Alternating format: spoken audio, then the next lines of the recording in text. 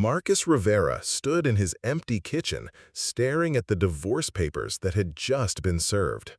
The silence was deafening after 22 years of marriage that had ended with his wife's voice echoing through their Phoenix home. "You're pathetic, Marcus. Even the kids know it." What happened next in that courtroom would prove just how wrong she was about who the pathetic one really was. Before we jump back in, tell us where you're tuning in from. And if this story touches you, make sure you're subscribed, because tomorrow I've saved something extra special for you. The morning of March 15th started like any other Tuesday in the Rivera household. Marcus finished his usual routine of preparing breakfast for his family while reviewing his laptop for the day's engineering projects. At 45, he had built a successful consulting business from their home office, specializing in renewable energy systems for commercial buildings.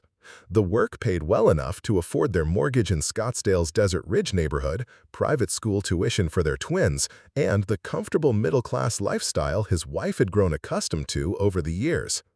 Elena Rivera descended the stairs at exactly 7:30, her black hair perfectly styled despite having just woken up. She wore the kind of athleisure outfit that cost more than most people's weekly groceries, designer yoga pants and a fitted top that suggested an active lifestyle she rarely actually pursued. Her morning routine consisted mainly of scrolling through social media while Marcus handled the breakfast preparations and getting their 15-year-old twins ready for school. "Coffee's ready," Marcus called softly, not wanting to disturb the peaceful morning atmosphere. He had learned over the years to keep his voice low during Elena's morning hours. She was never pleasant before her first cup, and the slightest irritation could set the tone for an entire day of tension. Elena grabbed her mug without acknowledgment and settled at the kitchen island with her phone. The twins, Sophia and Diego, bounded downstairs with the energy typical of teenagers running late for school. Both had inherited their mother's dark features and their father's analytical mind, though Marcus worried they were also picking up Elena's tendency toward entitlement. "Dad, can you drive us to school today?" Sophia asked while grabbing a piece of toast from the plate Marcus had prepared. "Mom's car is cleaner and we don't want to show up in your old truck." Marcus felt the familiar sting of casual dismissal, but nodded anyway. His work truck was indeed older, a reliable Ford that served his business needs perfectly but lacked the luxury features of Elena's lease SUV. Over the years, his family had developed an embarrassment about his practical choices, preferring the image of success over the reality of financial responsibility. "Actually," Elena looked up from her phone for the first time that morning, "I need my car today. I'm meeting the other moms for lunch at the country club, then shopping in Scottsdale Fashion Square. Marcus can drive them in his truck." The twins exchanged glances that spoke volumes about their perception of their father's vehicle. Diego, usually more diplomatic than his sister, tried to soften the blow. "Maybe we could just take the bus today, Dad. It's not that big a deal." "No," Marcus said firmly, surprising everyone, including himself. "I'll drive you. There's nothing wrong with my truck, and there's nothing wrong with being seen in a vehicle that's paid for instead of leased." Elena's head snapped up from her phone, her dark eyes flashing with irritation. This was the kind of comment that typically led to hours of cold shoulder treatment, and Marcus immediately regretted speaking up. But something about the way his children automatically assumed his truck was beneath them had touched a nerve he'd been trying to ignore for months. "Don't start your lectures this early in the morning," Elena said, her voice carrying that warning tone Marcus had learned to fear over the years. "Some of us care about appearances because some of us understand that image matters in the real world." The twins finished their breakfast quickly, recognizing the signs of an impending argument between their parents. They grabbed their backpacks and headed toward the garage, leaving Marcus and Elena alone in the kitchen that suddenly felt much smaller than its spacious square footage suggested. Marcus began cleaning the breakfast dishes, a routine that had become automatic over the years. Elena remained at the island, her attention split between her phone and the opportunity to elaborate on her criticism of his comment about their vehicles. "You know, Marcus, sometimes I think you deliberately try to embarrass this family. We live in one of the nicest neighborhoods in Phoenix. The kids go to private school. I volunteer with women who notice these things. But you act like we should all be grateful for your bare minimum effort." The accusation stung because it was so fundamentally unfair. Marcus had built his business from nothing, working 16-hour days for the first 5 years, while Elena stayed home with the twins. Even now, he handled every aspect of their financial security, while she managed what she called her social obligations, which seemed to consist mainly of expensive lunches and shopping trips with other wives who had similar arrangements. "I work hard to provide for this family," Marcus said quietly, focusing on loading the dishwasher rather than meeting Elena's gaze. "I don't think wanting our children to appreciate what they have instead of being embarrassed by it is asking too much." "You work from home," Elena replied dismissively. "You sit in your little office and do your computer work. That's not the same as having a real career where people see you and judge you based on how you present yourself." The comment revealed the fundamental misunderstanding that had been growing between them for years. Elena had never grasped the complexity of Marcus's work, the technical expertise required, or the business development skills needed to maintain his client base. To her, anything that didn't require an office building and a corporate title was somehow less legitimate. Marcus finished with the dishes and grabbed his keys from the counter. The twins were waiting in the garage, both looking uncomfortable with the tension they'd witnessed during breakfast. The drive to Desert Vista High School passed mostly in silence, with Sofia and Diego texting friends rather than engaging in conversation. As they pulled into the school's circular drive, Sofia hesitated before getting out of the truck. "Dad, we didn't mean anything about your truck earlier. It's just, how kids can be about stuff like that." Marcus turned to look at both of his children, seeing Elena's features, but hoping for something different in their character. "I understand peer pressure exists, but I want you both to think about why it matters what other people think about things that don't actually affect them." Preparing and narrating this story took us a lot of time, so if you are enjoying it, subscribe to our channel. It means a lot to us. Now, back to the story. My truck gets you where you need to go, safely and reliably. Those are the qualities that actually matter. Diego nodded thoughtfully, but Sofia rolled her eyes in the way that only 15-year-olds could master. "Dad, you can't just ignore what people think. That's not how the world works." After dropping them off, Marcus drove back through their neighborhood, noticing things he'd stopped seeing over the years of routine.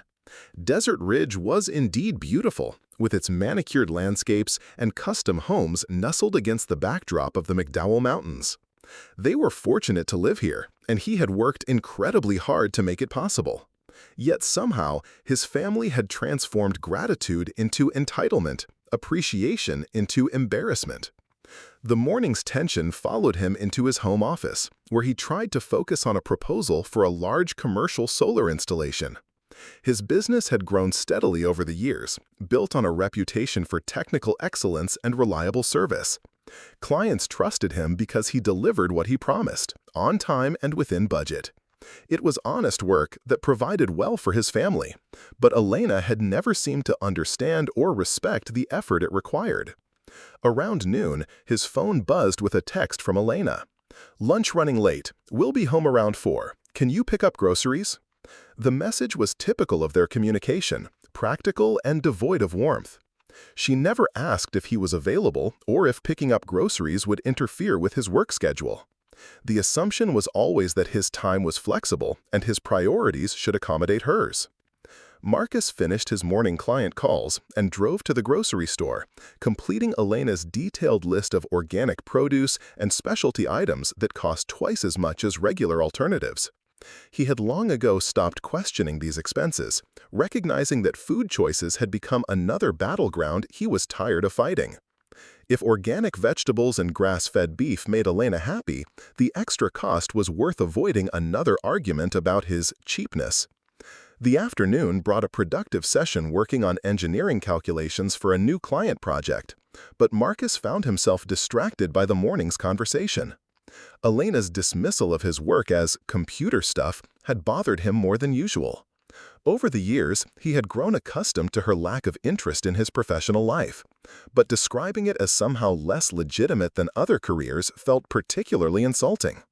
When the twins returned from school, they both headed straight to their rooms without the usual afternoon snack or conversation about their day. Marcus suspected they were avoiding any residual tension from the morning's discussion, and he couldn't blame them.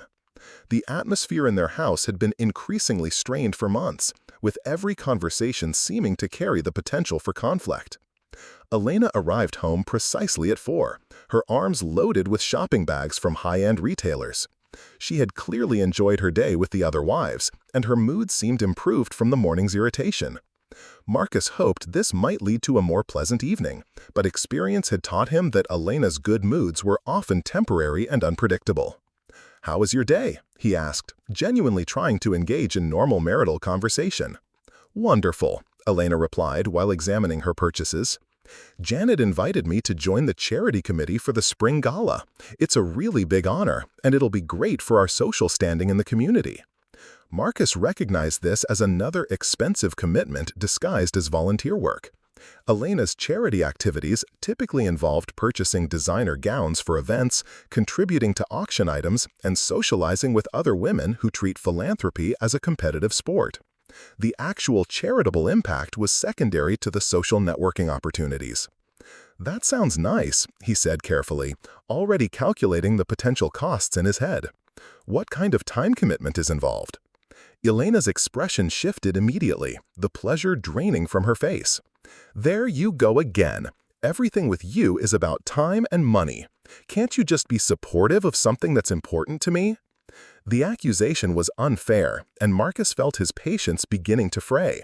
He had supported Elena's various social activities for years, never questioning the expenses or the time they took away from family responsibilities. But asking reasonable questions about commitments that would affect their household apparently constituted unsupportive behavior. "I am supportive," Marcus said, working to keep his voice calm. "I just like to understand what we're committing to so I can plan accordingly." "Plan accordingly," Elena repeated mockingly. "You sound like you're talking about a business meeting instead of your wife's interests. This is exactly what I mean when I say you don't understand how the real world works." The conversation was following a familiar pattern that never ended well. Elena would interpret any practical consideration as personal criticism. Marcus would try to explain his perspective rationally, and eventually she would accuse him of being controlling or unsupportive. He had learned that the best strategy was usually to concede quickly and avoid escalation. "You're right," he said, though he didn't believe it. "I'm sure the charity work will be fulfilling, and I'll support whatever you decide to do." Elena nodded with satisfaction, apparently pleased by his capitulation. "Good. The first committee meeting is tomorrow, and I'll need to get a few things to make the right impression. Professional appearance matters when you're representing the family." Marcus suppressed the urge to point out that her current wardrobe already contained enough professional clothing to outfit a small corporation. Instead, he nodded and returned to his office to finish the day's work. The familiar pattern of their interaction left him feeling hollow and frustrated, but he had long ago accepted that direct confrontation with Elena typically made situations worse rather than better. Dinner that evening was a quiet affair, with the twins focused on their phones and Elena distracted by texts from her committee friends. Marcus found himself observing his family as if seeing them from outside, noting the disconnection and lack of genuine engagement. When had they stopped talking to each other about meaningful things? When had their home become a place where everyone existed in separate bubbles of individual interest? "Dad," Sophia looked up from her phone during dessert, "can you help me with my chemistry homework after dinner?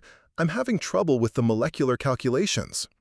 Marcus felt a surge of pleasure at being needed for something beyond driving and financial support. "Of course, I'd be happy to help." Elena glanced up from her own phone.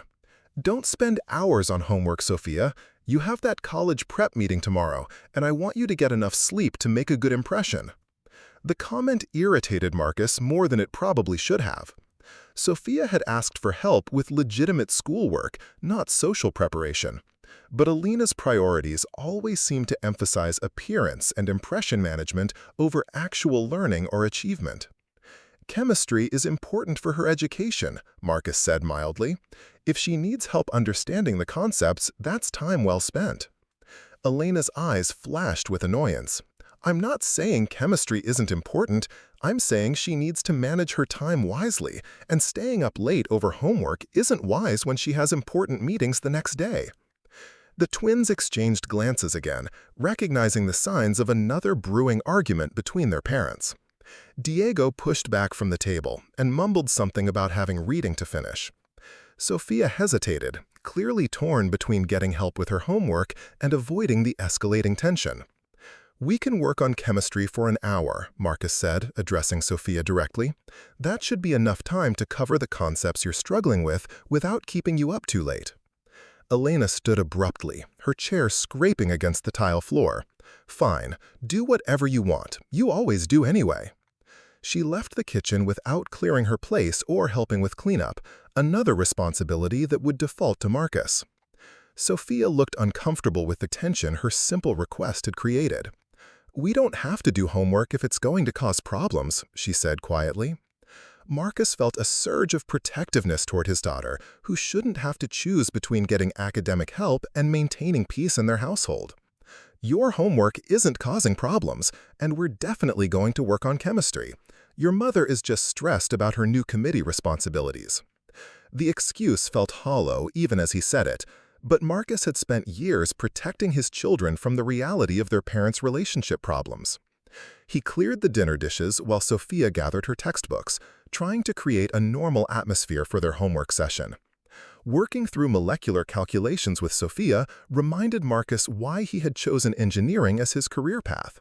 The logical progression of mathematical relationships, the satisfaction of solving complex problems, the clear cause and effect relationships that governed physical systems. His professional world made sense in ways that his personal life increasingly did not. "Thanks, Dad," Sophia said as they finished the last problem set. "You explain things way better than my teacher does." The simple appreciation meant more to Marcus than his daughter could possibly understand. After a day of having his work dismissed and his concerns characterized as controlling behavior, being valued for his knowledge and expertise felt like finding water in a desert. Elena was already in bed when Marcus finished his evening routine, her back turned toward his side of the mattress in the position that indicated her continued displeasure with their earlier conversations.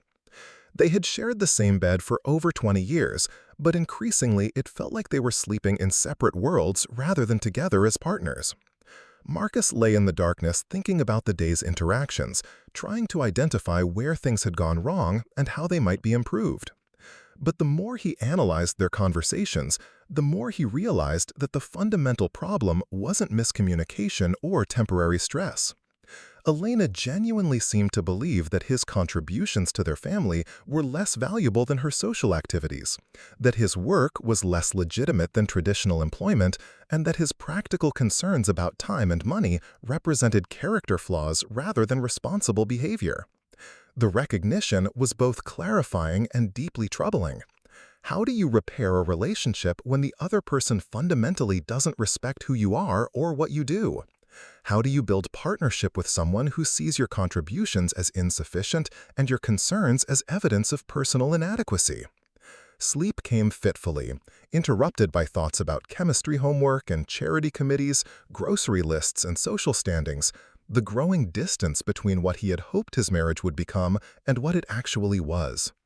Tomorrow would bring another day of similar interactions, another opportunity to navigate the delicate balance between supporting his family and maintaining his own sense of self-worth. Marcus had no idea that tomorrow would also bring the conversation that would change everything. The moment when years of accumulated frustration and disrespect would finally reach a breaking point that could never be repaired. Sometimes the end of something begins not with dramatic confrontation, but with the quiet realization that fundamental incompatibility has grown too large to bridge with good intentions and patient endurance. The next morning began with the same routine, but Marcus noticed details that had previously escaped his attention. Elena's assumption that he would handle breakfast preparation while she focused on her phone. The twins' casual acceptance that their father's time and energy were always available for their needs. The way his family had organized their lives around the premise that his work was flexible and his priorities were secondary. After dropping the twins at school, Marcus returned to find Elena preparing for her first charity committee meeting.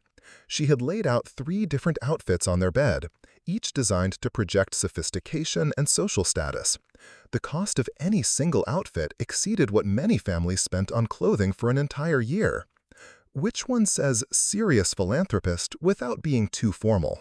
Elena asked, holding up a designer blazer that still had its price tag attached. Marcus stared at the tag, doing quick mental calculations. The blazer alone cost more than he typically spent on work clothes for 6 months. Combined with the matching accessories and the shoes Elena had already selected, her outfit for a volunteer meeting would represent a significant portion of their monthly discretionary spending. "They're all nice," he said carefully, recognizing the trap inherent in offering specific opinions about Elena's appearance choices. "That's not helpful, Marcus. I need to make the right impression with these women.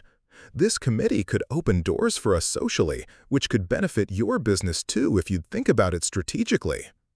The suggestion that his business success depended on Elena's social connections was both insulting and inaccurate. Marcus had built his client base through technical competence and reliable service, not through networking at charity events. But pointing this out would inevitably lead to accusations that he was dismissing Elena's contributions to their family's success. "The blue outfit looks very professional," he offered, hoping to end the conversation quickly. Elena nodded with satisfaction and began removing price tags from her selections. Marcus tried not to calculate the total cost of her committee preparation, but the numbers added themselves up automatically in his engineer's mind. By the time Elena left for her meeting, she would be wearing nearly $2,000 worth of new clothing to volunteer for a charity that supposedly helped underprivileged families. The irony was lost on Elena, but it struck Marcus with painful clarity. They lived comfortably because he worked hard and managed their finances responsibly. Yet Elena seemed to believe that their comfort entitled her to spend money on image management without considering the effort required to earn that money in the first place.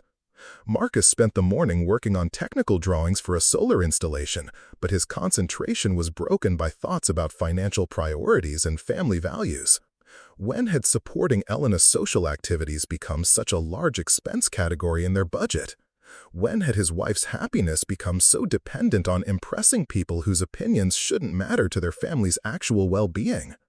The questions bothered him because they suggested that his patience and accommodation over the years had enabled behavior that was becoming increasingly problematic. By avoiding confrontation about spending and priorities, had he inadvertently encouraged Elena to develop unrealistic expectations about their lifestyle and his role in maintaining it? Elena returned from her committee meeting energized and full of plans for upcoming events. The spring gala would require a new gown, professional photography, and contributions to multiple auction items. The committee was also organizing smaller events throughout the year, each requiring appropriate attire and financial participation.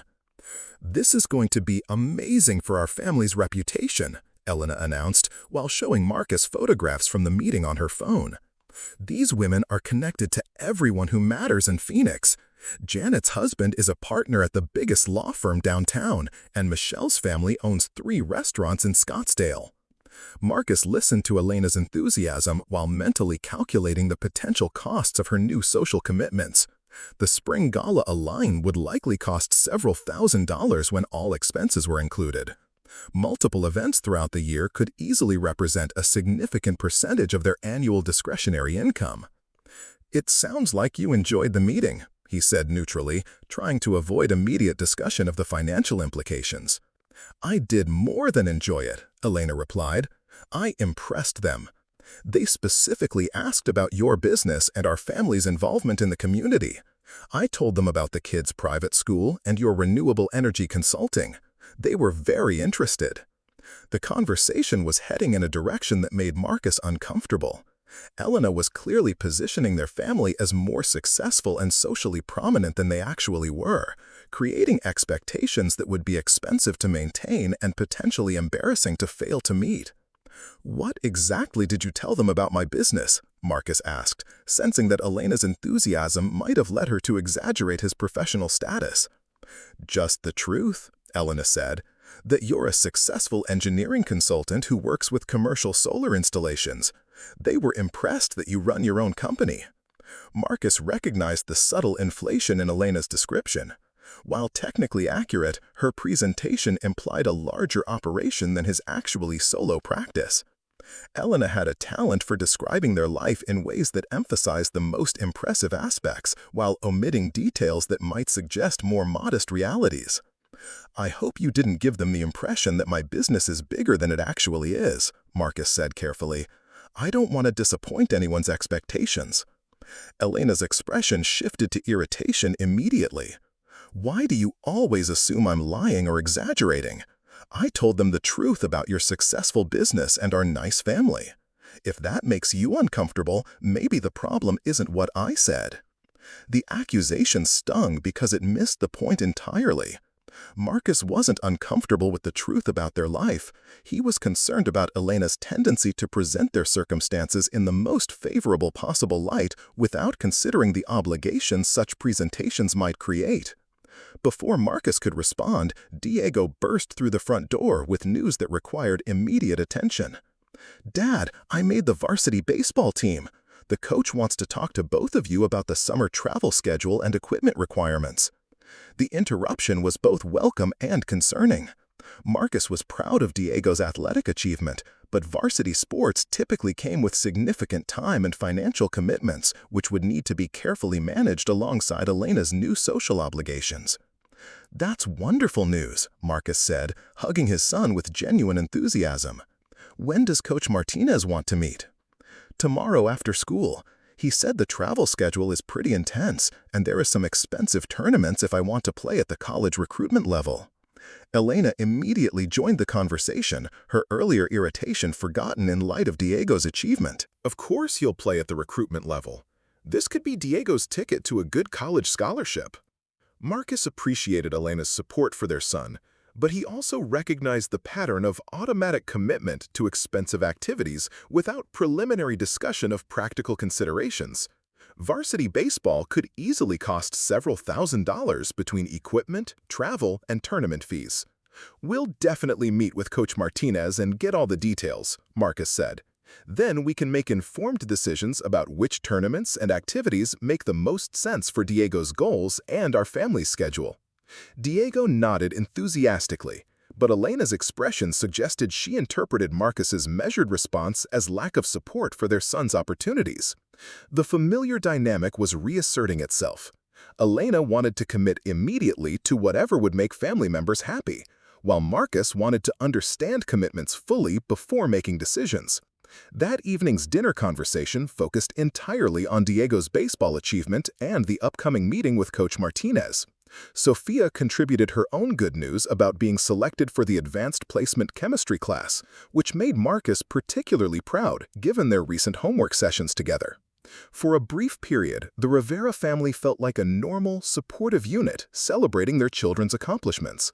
But as the evening progressed, the underlying tensions began to resurface. Elena made several comments about the importance of supporting the twins' opportunities regardless of cost, while Marcus emphasized the need to balance opportunities with financial responsibility. The difference in their approaches wasn't necessarily incompatible, but their inability to discuss practical considerations without triggering defensive responses from Elena made collaborative decision-making increasingly difficult. Marcus found himself choosing between supporting his children's dreams and maintaining peace in his marriage, a choice that no parent should have to make. After the twins went to their rooms to finish homework, Marcus attempted to have a calm conversation with Elena about coordinating their family's various commitments. Between her charity activities, Diego's baseball, Sophia's academic programs, and the normal expenses of their lifestyle, they were looking at a significantly increased budget for the coming year. "I think we should sit down this weekend and review our finances," Marcus suggested while they cleaned up after dinner. "With all these new activities, it would be good to plan ahead and make sure we're managing everything responsibly." Elena stopped loading the dishwasher and turned to face Marcus with an expression he had learned to dread. "Here we go again. Every time something good happens for this family, you want to drag us down with your worry about money." "I'm not trying to drag anyone down," Marcus replied, working to keep his voice calm despite his frustration. I'm trying to be responsible about our finances so we can continue supporting the activities that are important to everyone. Responsible. Elena repeated the word like it tasted bitter. You use that word to justify being cheap and controlling about everything we want to do. Do you know how embarrassing it is when other wives talk about their family's activities and I have to worry about whether you'll support our children's opportunities? The accusation hit Marcus like a physical blow. He had worked for over 20 years to provide well for his family, never refusing reasonable requests and consistently prioritizing their needs over his own wants.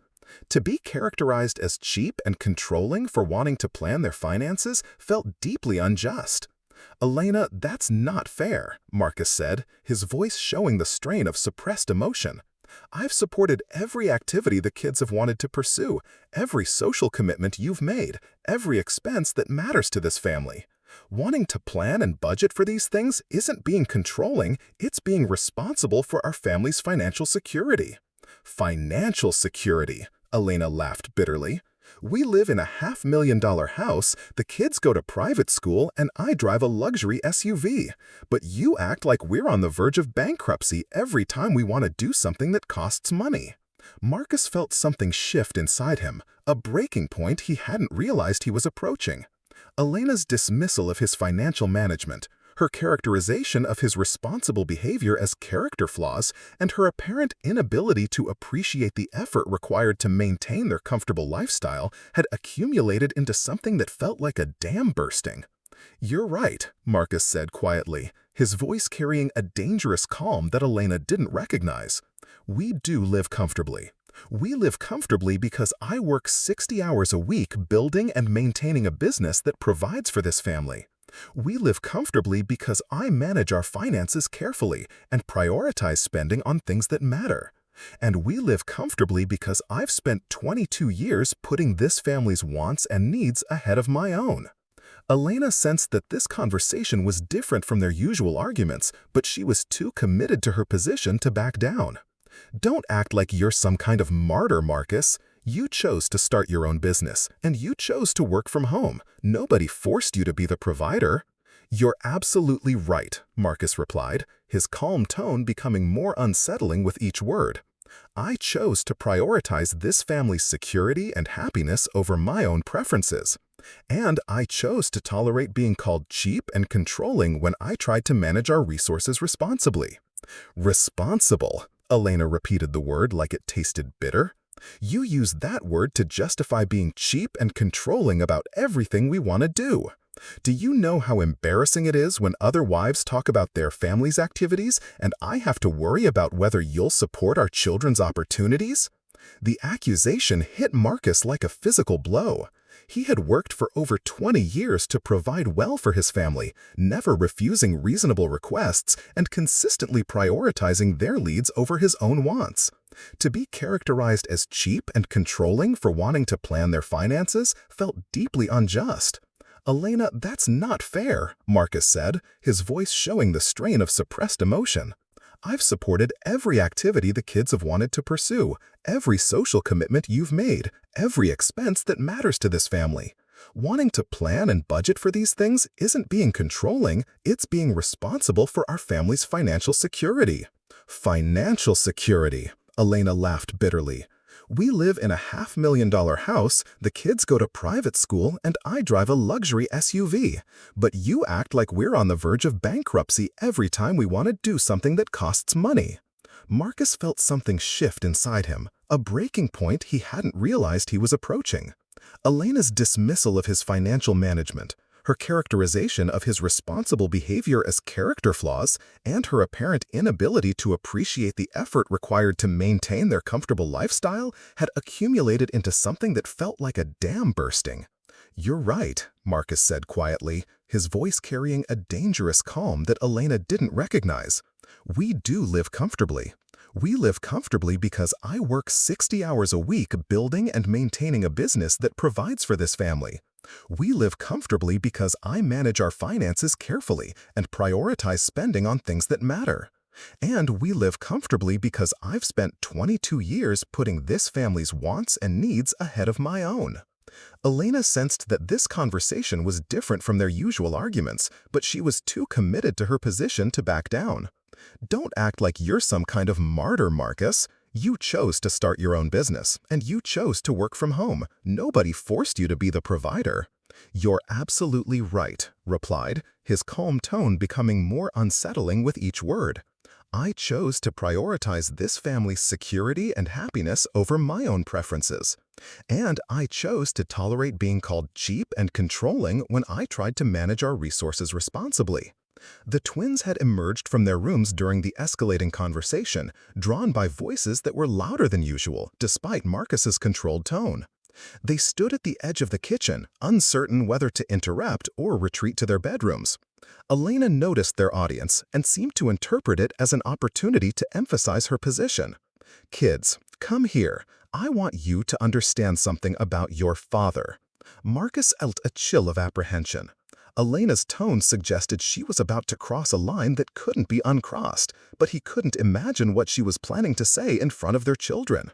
Your father thinks we should all be grateful for his bare minimum effort, Elena announced to Sophia and Diego, her voice carrying the dramatic emphasis she typically reserved for her most important points. He thinks providing basic necessities makes him some kind of hero, and he thinks he has the right to control every dollar this family spends. The twins looked deeply uncomfortable, shifting awkwardly as they realized they were being drawn into their parents' argument in a way that had never happened before. Marcus felt protective of his children and angry at Elena for involving them in adult financial discussions. Elena, this conversation should be between us. The kids don't need to hear about our budget discussions. No, Elena replied, her voice rising with emotion. I think they do need to hear this. They need to understand why their father questions every activity they want to pursue, why he makes us all feel guilty for wanting nice things, why he acts like supporting his own family is some kind of burden. Marcus stared at his wife in disbelief. The characterization of his behavior was so fundamentally unfair and inaccurate that he struggled to formulate a response. He had never questioned activities the children wanted to pursue. He had simply wanted to plan for them financially. He had never made anyone feel guilty for wanting nice things. He had worked hard to provide those nice things while trying to manage their resources responsibly. But what shocked him most was Elena's willingness to poison their children's perception of their father in order to win an argument about budgeting. The line she had just crossed represented a fundamental betrayal of their partnership as parents, regardless of whatever problems they might have as spouses. "Dad," Sophia said quietly, clearly trying to diffuse the tension, "we know you work hard for us. We appreciate everything you do." Diego nodded agreement, both twins recognizing that their mother had put them in an impossible position. They didn't want to take sides between their parents, but Elena's dramatic presentation demanded some kind of response. Elena apparently interpreted their diplomatic support for Marcus as evidence that her children didn't understand the situation properly. "See, this is exactly what I mean. You've trained them to defend your cheapness instead of expecting better for this family." The word "trained" was the final straw for Marcus. Elena was now suggesting that he had deliberately manipulated their children's perceptions to support his allegedly controlling behavior. The accusation was so profoundly unfair and damaging that something fundamental broke inside him. "Elena," Marcus said, his voice deadly quiet, "you just called me cheap and controlling in front of our children, accused me of training them to accept inadequate support, and characterized 22 years of providing for this family as burden and martyrdom." Elena seemed to realize she had gone too far, but her pride prevented her from backing down. "I'm just telling the truth about how you make us all feel." Marcus looked at his wife, really looked at her, as if seeing her clearly for the first time in years.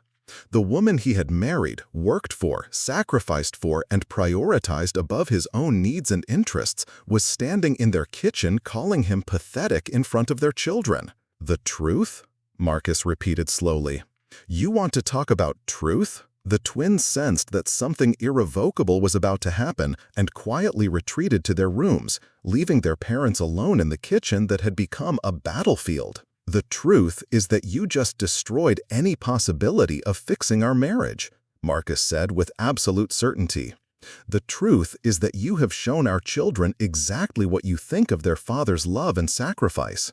And the truth is that I will never forget or forgive what you just did to this family." Elena's face went pale as she realized the magnitude of her mistake, but the damage was already irreversible. Some words, once spoken, can never be taken back. Some lines, once crossed, can never be uncrossed. Marcus Rivera had reached his breaking point, and tomorrow would begin a very different chapter in his family story. Sometimes the end of something begins not with dramatic confrontation, but with the quiet recognition that fundamental disrespect has finally been acknowledged and will no longer be tolerated. The conversation that had started with charity committees and baseball teams had revealed the true state of the Rivera marriage, and there would be no going back to the comfortable patterns of accommodation and avoidance that had sustained their relationship for so many years. Justice was coming, and it would be served in a courtroom where Elena's carefully constructed image of superiority would be systematically dismantled by the very legal system she had always assumed would favor her position as the aggrieved wife and devoted mother. Marcus Rivera was done being called pathetic by the woman who had never appreciated his devotion. And soon, the entire city of Phoenix would understand which spouse had actually been living pathetically all along. Marcus Rivera stood in his home office at 3 in the morning, staring at his computer screen with a clarity he hadn't felt in years. The house was completely silent around him, Elena and the twins sleeping peacefully, while he began methodically documenting 22 years of financial records, text messages, and evidence of what their marriage had actually been versus what Elena would claim it was in court. The transformation had begun the moment Elena called him pathetic in front of their children. Something had shifted fundamentally in Marcus's mind, like a switch being flipped that could never be turned back. For the first time in decades, he was thinking strategically about his own interests instead of constantly accommodating everyone else's needs and preferences. His engineering background had taught him to approach complex problems systematically, breaking them down into manageable components and developing comprehensive solutions. Now, he applied those same analytical skills to the dissolution of his marriage, treating it like any other project that required careful planning, thorough documentation, and flawless execution. The first step was understanding exactly what he was dealing with financially. Marcus had always managed their household budget, but he had never compiled a complete analysis of spending patterns over multiple years. Elena's expensive tastes and social commitments had gradually increased their monthly expenses, but the incremental nature of the changes had made it easy to absorb the costs without recognizing their cumulative impact. Working through bank statements and credit card records from the past 5 years revealed a disturbing pattern. Elena's personal spending had tripled since 2019, while household necessities and the children's legitimate expenses had remained relatively stable. Designer clothing, expensive lunches, spa treatments, and luxury purchases had become routine rather than occasional indulgences. More troubling was the discovery that Elena had opened several credit cards in her own name without discussing them with Marcus. The balances weren't enormous, but they represented secret debt that she had accumulated for purely discretionary spending.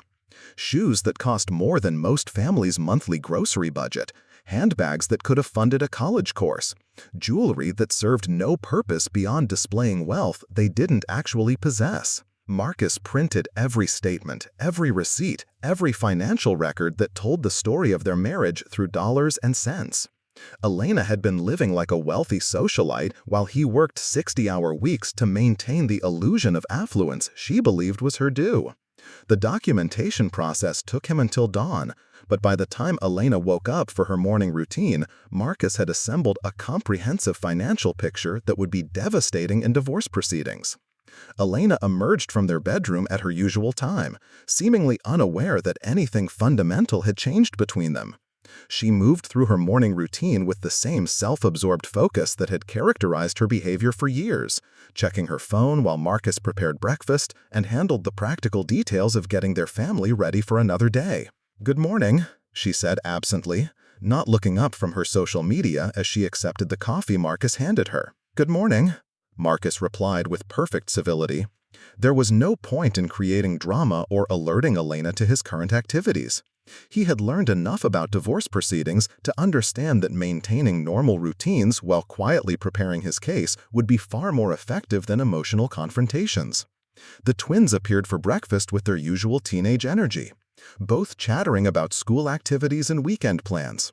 Marcus engaged with their conversation naturally, genuinely interested in their lives despite the marital crisis that Elena seemed determined to ignore or minimize. "Dad, don't forget about the meeting with Coach Martinez today," Diego reminded him while grabbing his backpack for school.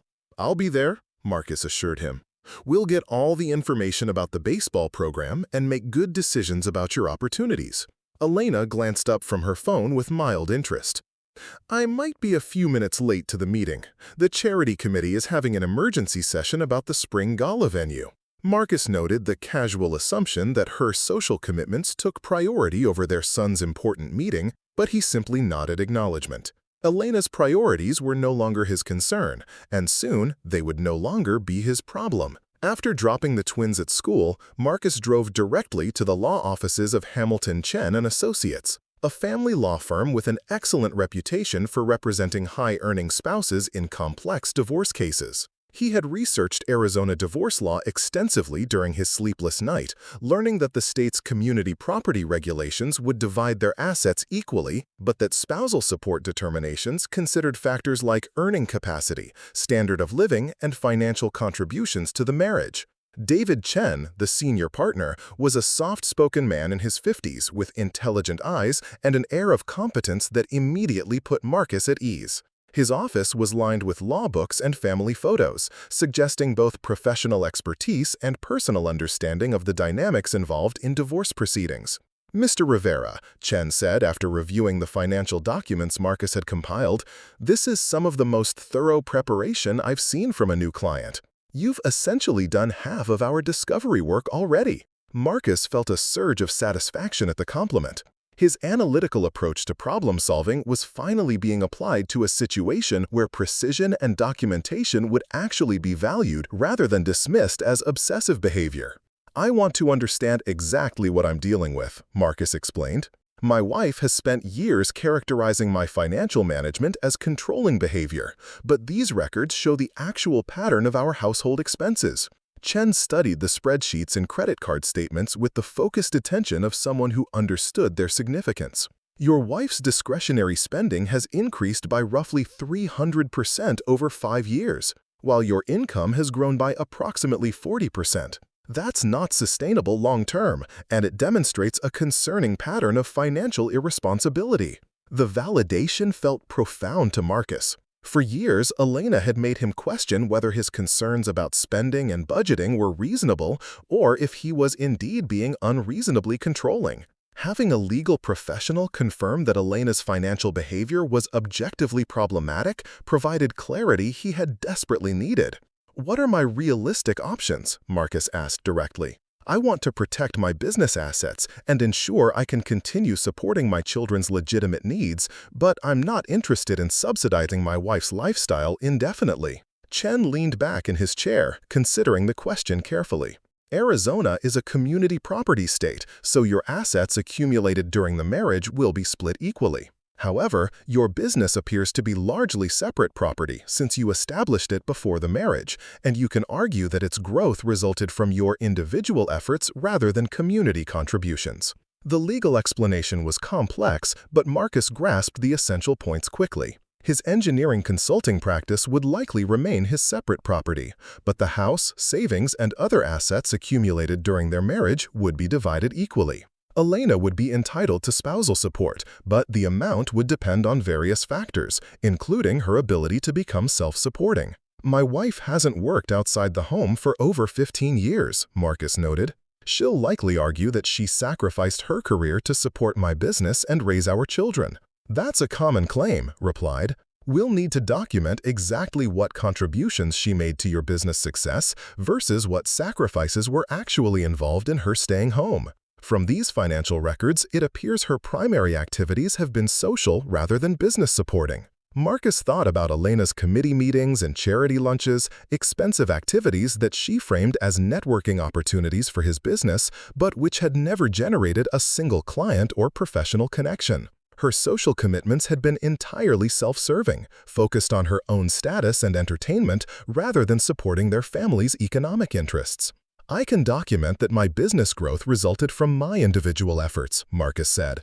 "Client relationships, technical expertise, and professional reputation all developed through my work rather than through any social connections my wife established." Chen nodded approvingly. "That will be crucial for protecting your business assets. We'll also want to demonstrate the disparity between your contributions to the household and hers. You've been the sole income earner while also handling significant domestic responsibilities." The meeting lasted 2 hours, covering every aspect of Arizona divorce law that might affect Marcus's case. Chen explained the process timeline, the discovery requirements, and the strategic considerations that would influence their approach. Marcus left the law office feeling better informed and more confident than he had in years. The afternoon brought the scheduled meeting with Coach Martinez about Diego's baseball opportunities. Marcus arrived at the school exactly on time, while Elena appeared 15 minutes late with apologies about her charity committee running long. Coach Martinez was understanding about the delay, but Marcus noted the unconscious assumption that everyone else's time should accommodate Elena's social commitments. "Diego has real talent," Coach Martinez explained while reviewing the travel schedule and tournament requirements. "With the right development and exposure, he could definitely earn college scholarship consideration." Marcus studied the detailed information about costs and time commitments, his engineer's mind automatically calculating the financial implications and scheduling demands. The total investment would be substantial, but Diego's talent and dedication made it a worthwhile expense for the family's long-term goals. Elena barely glanced at the financial information, instead focusing on the potential social status associated with having a son who might earn an athletic scholarship. "This is so exciting," she said to Coach Martinez.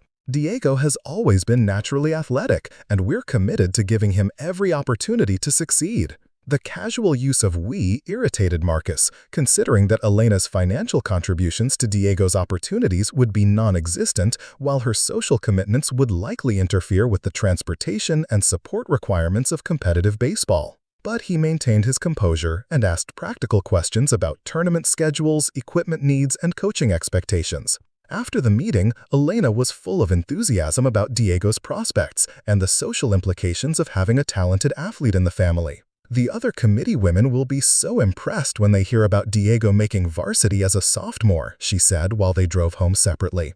Marcus recognized Elena's tendency to view their children's achievements primarily through the lens of how they reflected on her social status rather than celebrating the kids' individual accomplishments and personal growth. Diego's baseball success mattered to Elena mainly because it provided conversation material for her charity meetings and social gatherings. That evening's dinner conversation focused entirely on Diego's baseball opportunities, with Sophia contributing supportive comments about her brother's athletic talent.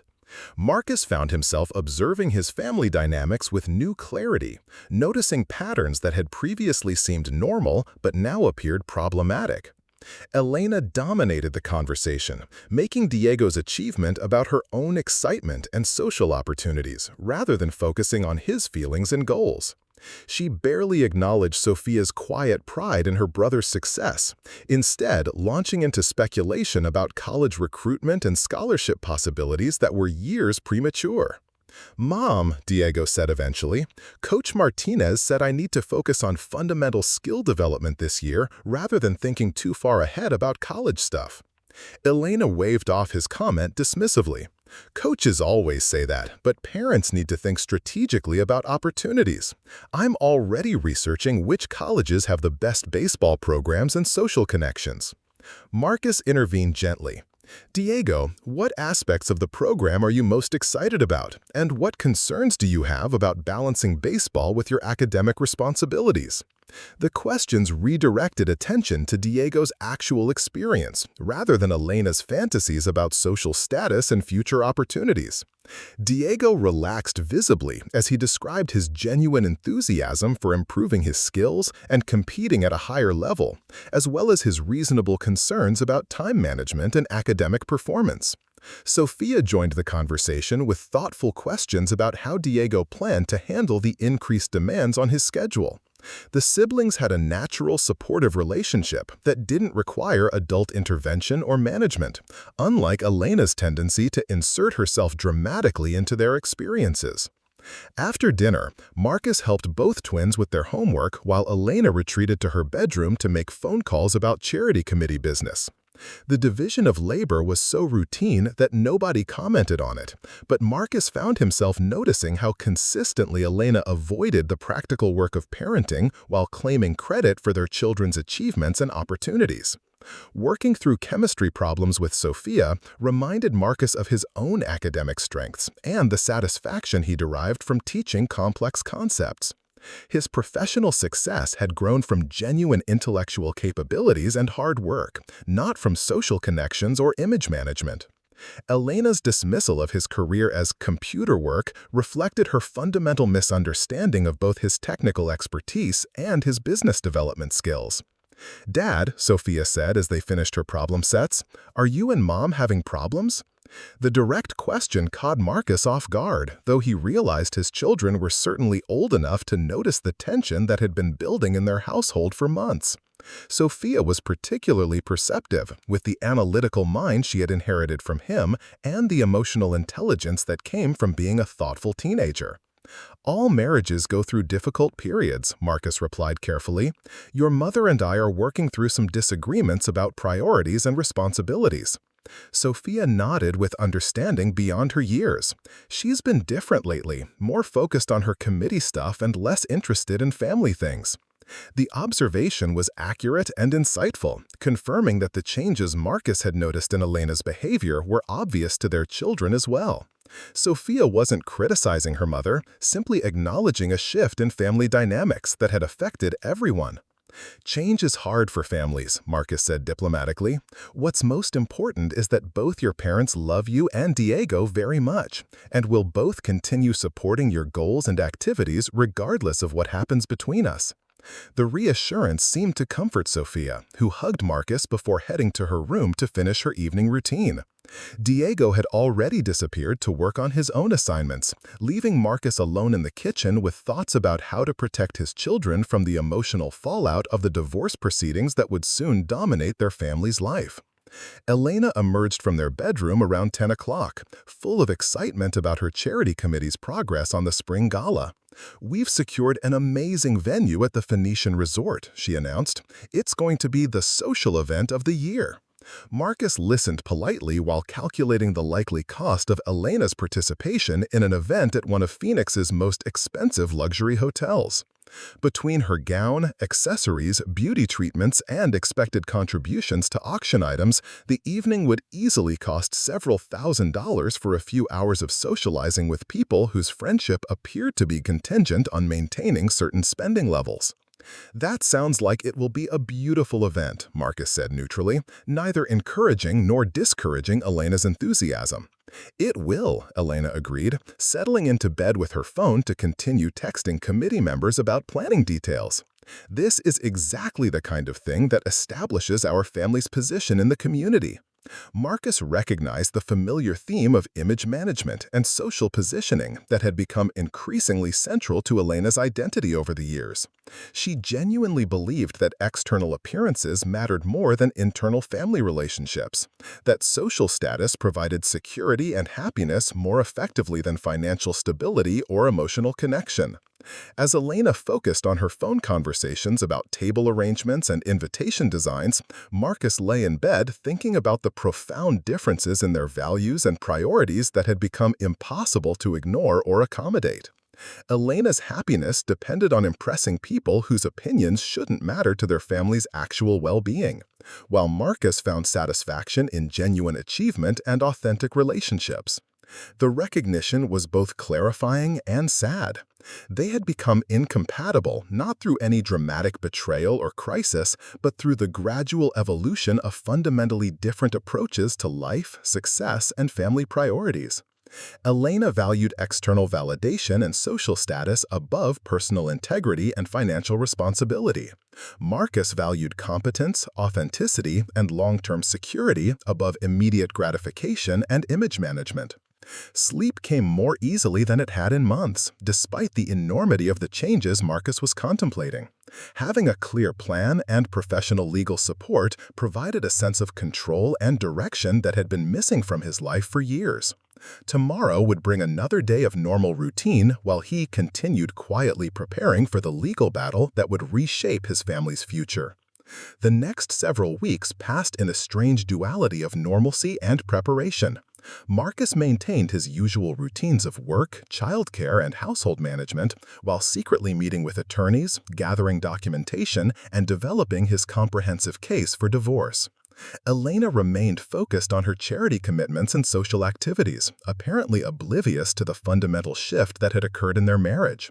Marcus discovered that his methodical approach to problem-solving made him an ideal divorce client. David Chen praised his thorough documentation, strategic thinking, and emotional discipline. Unlike many divorcing spouses who were driven by anger or hurt feelings, Marcus remained focused on achieving the best possible outcomes for himself and his children through careful legal planning. "You're approaching this divorce like a business transaction," Chen observed during one of their strategy meetings. "That's exactly the right mindset for protecting your interests and minimizing emotional damage to your family." The compliment reinforced Marcus's confidence in his decision-making process. Elena had spent years criticizing his analytical approach to family decisions, characterizing his desire for planning and documentation as obsessive or controlling behavior.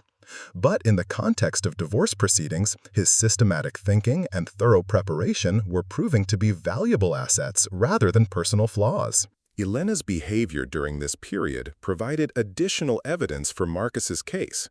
She continued spending money on clothes, beauty treatments, and social activities without any apparent awareness of their family's changing circumstances. Her credit card statements showed purchases that would be difficult to justify as necessary expenses, while her time allocation remained heavily weighted toward personal entertainment rather than family responsibilities. Marcus began carrying a small notebook to document Elena's daily choices and priorities. The pattern that emerged was striking in its consistency. Elena woke up late, spent the morning on social media and personal grooming, occupied her afternoons with shopping or social activities, and devoted her evenings to phone calls about charity committee business rather than engaging with their children or contributing to household management.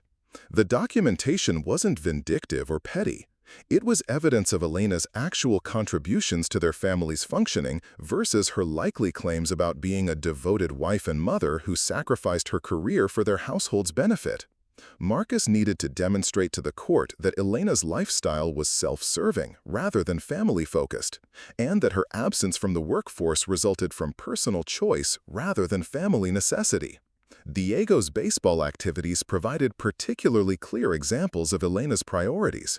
She attended games and tournaments when they were social events where she could network with other parents, but she consistently avoided the practical support work of transportation, equipment management, and practice coordination that actually helped Diego develop his athletic skills. Marcus found himself handling virtually all of Diego's baseball logistics, while Elena took credit for supporting their son's athletic development. She would post photos on social media celebrating Diego's achievements, but she rarely attended the less glamorous practices and training sessions that were essential for his improvement. Sophia's academic pursuits revealed similar patterns.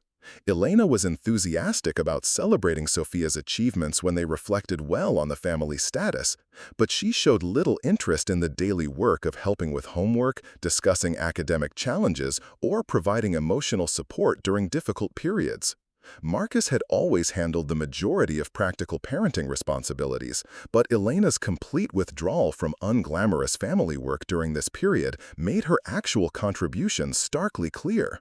She was a part-time mother who engaged with her children primarily when their activities provided social benefits or photo opportunities rather than when they needed genuine support and guidance. The contrast between Elena's self-perception and her actual behavior became almost surreal. She described herself to friends and committee members as a dedicated mother who had sacrificed her career to raise their children, while simultaneously demonstrating minimal involvement in the practical work of child-rearing. Marcus's business continued thriving during this period, providing additional evidence that his professional success was independent of Elena's social connections.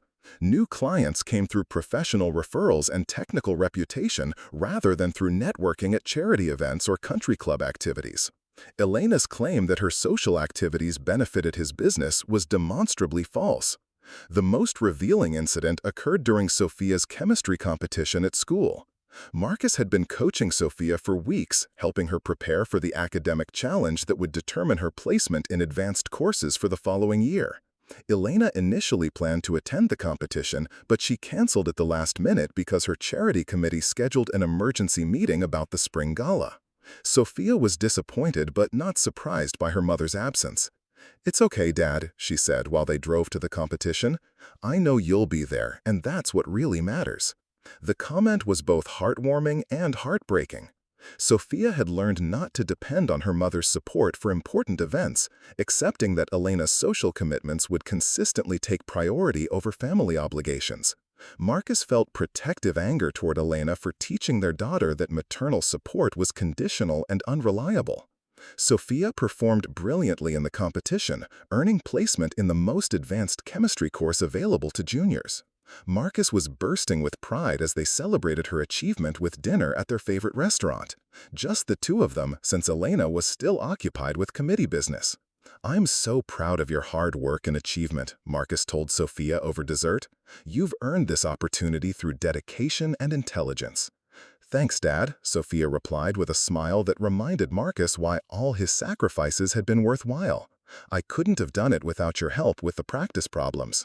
When they arrived home that evening, Elena was still on the phone with committee members, discussing table arrangements and menu selections for the charity gala.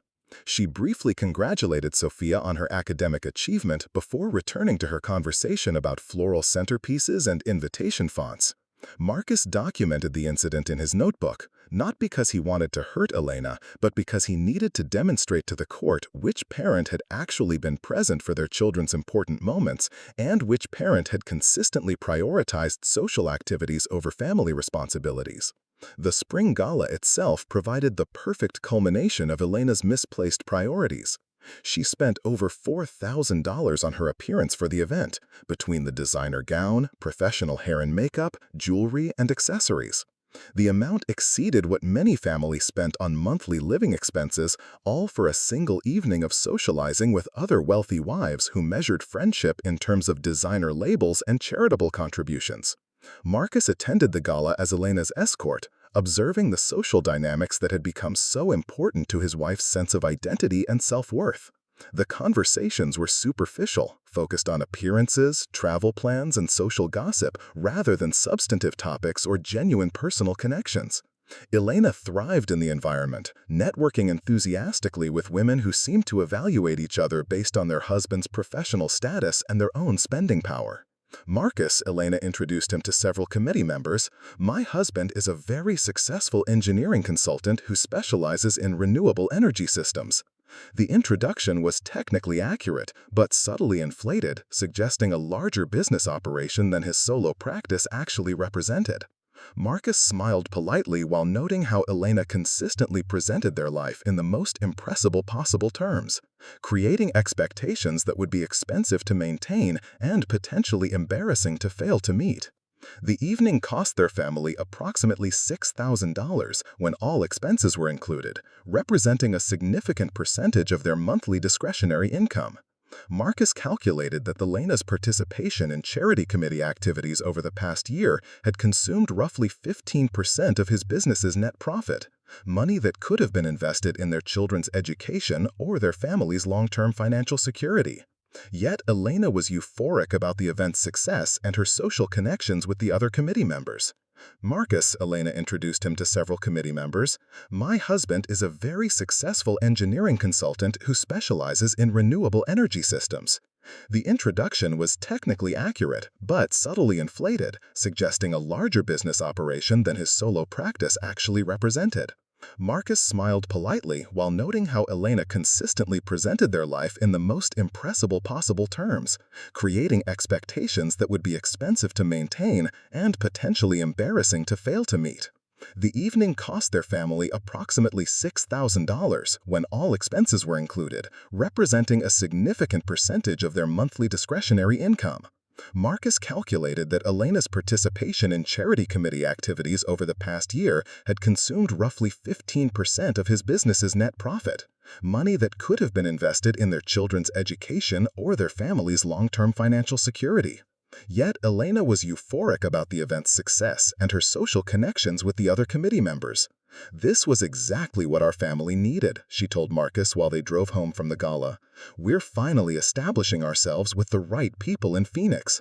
Marcus nodded politely without responding, recognizing that Elena genuinely believed expensive social activities provided security and status more than financial responsibility or professional achievement. Their fundamental differences in values and priorities had become impossible to bridge through compromise or accommodation. The following Monday, Elena announced that she had been invited to join an even more exclusive charity organization, one that required significant annual contributions and participation in multiple high-profile events throughout the year. The opportunity excited her tremendously, representing validation of her social climbing efforts and access to an even wealthier circle of Phoenix society women. "This is a huge honor," Elena explained enthusiastically. "The Phoenix Heritage Foundation only invites women whose families meet certain standards of community involvement and social standing. It means we've arrived." Marcus listened to Elena's excitement while calculating the potential financial obligations of her new social commitments. Between membership fees, event attendance costs, and expected charitable contributions, Elena's participation could easily consume 25% of his annual business income. The percentage was unsustainable without significantly reducing their family's spending in other areas or requiring Marcus to work additional hours to increase his earnings. Yet Elena was euphoric about the event's success and her social connections with the other committee members. "This was exactly what our family needed," she told Marcus while they drove home from the gala. "We're finally establishing ourselves with the right people in Phoenix." Marcus nodded politely without responding, recognizing that Elena genuinely believed expensive social activities provided security and status more than financial responsibility. Their fundamental differences in values and priorities had become impossible to bridge through compromise or accommodation. The following Monday, Elena announced that she had been invited to join an even more exclusive charity organization, one that required significant annual contributions and participation in multiple high-profile events throughout the year. The opportunity excited her tremendously, Elena waved off his concern impatiently. "Time isn't the issue. This is an investment in our family's future. The connections I'll make through the Heritage Foundation could open doors for your business and the kids' opportunities." The familiar justification irritated Marcus because it was both self-serving and demonstrably false. Elena's previous charity activities had consumed thousands of dollars and hundreds of hours without generating a single business referral or meaningful opportunity for their children. Her new commitments would simply represent more expensive versions of the same unproductive social networking. That evening, Marcus called David Chen to schedule a meeting about accelerating their divorce timeline. Elena's escalating social commitments and financial obligations made it imperative to begin legal proceedings before her spending patterns become even more entrenched and expensive to modify. "I think it's time to file," Marcus told Chen during their phone conversation. "My wife's spending has reached unsustainable levels, and she's making commitments that will significantly increase our financial obligations." Chen agreed that Marcus's timing made strategic sense. "We have excellent documentation of the spending patterns and priority misalignments. Filing now will establish a clear baseline for the court's evaluation of lifestyle and support requirements." The decision felt both terrifying and liberating to Marcus. After 22 years of marriage, he was finally prioritizing his own financial security and emotional well-being over Elena's social aspirations and spending preferences. The transformation from accommodating husband to strategic divorce client had been completed through months of careful preparation and documentation. Elena would soon discover that her comfortable assumptions about their marriage and Marcus's willingness to subsidize her lifestyle indefinitely were about to be challenged in the most public and humiliating way possible. The courtroom would become the arena where Marcus's systematic preparation and Elena's self-serving behavior would be evaluated by objective legal standards rather than social expectations. Justice was coming, and it would be delivered through the very legal system that Elena had always assumed would automatically favor her position as the wife and mother who had supposedly sacrificed everything for her family's benefit. She was about to learn that courts evaluated actual contributions and behaviors rather than self-proclaimed martyrdom and social status. Marcus Rivera was ready to stop being called pathetic by a woman who had never appreciated his devotion, and soon a judge would determine which spouse had actually been living pathetically all along. Marcus Rivera signed the divorce papers on a Tuesday morning in David Chen's office, his signature steady and decisive after months of careful preparation. The legal documents represented more than the end of his marriage. They were a declaration that 22 years of being taken for granted had finally reached its conclusion. Elena would receive the papers that afternoon, delivered by a professional process server who would find her at her weekly spa appointment, surrounded by the luxury treatments Marcus's hard work had always funded. Chen reviewed the filing one final time, his experienced eyes scanning the comprehensive documentation that would support Marcus's case. Financial records, spending analyses, custody evaluations, and business valuations created a portrait of a marriage where one spouse had contributed everything while the other had consumed endlessly without reciprocation or appreciation. "This is one of the most thoroughly prepared divorce cases I've handled," Chen observed while organizing the exhibits that would soon be presented in Maricopa County Family Court. "Your wife's attorney will have a difficult time disputing the factual evidence you've compiled." Marcus felt a quiet satisfaction at the professional validation.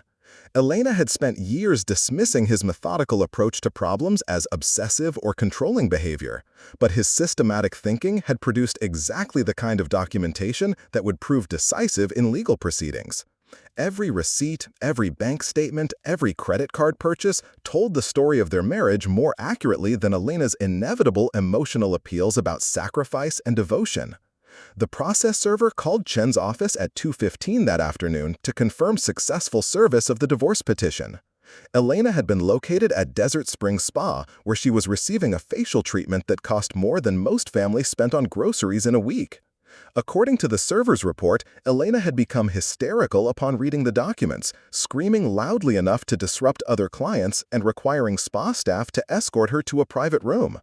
"Your wife's reaction was quite dramatic," Chen informed Marcus during their phone conversation. "She apparently told the process server that this was all a terrible mistake and that you would never actually divorce her." Marcus wasn't surprised by Elena's response. She had spent so many years assuming that his patience and accommodation were unlimited that the concept of permanent consequences for her behavior was probably genuinely shocking.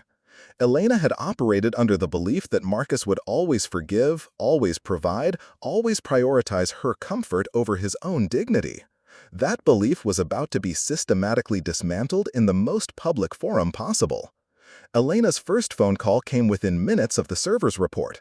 Marcus had anticipated her reaction and allowed the call to go directly to voicemail, preferring to hear her initial response without the pressure of immediate conversation.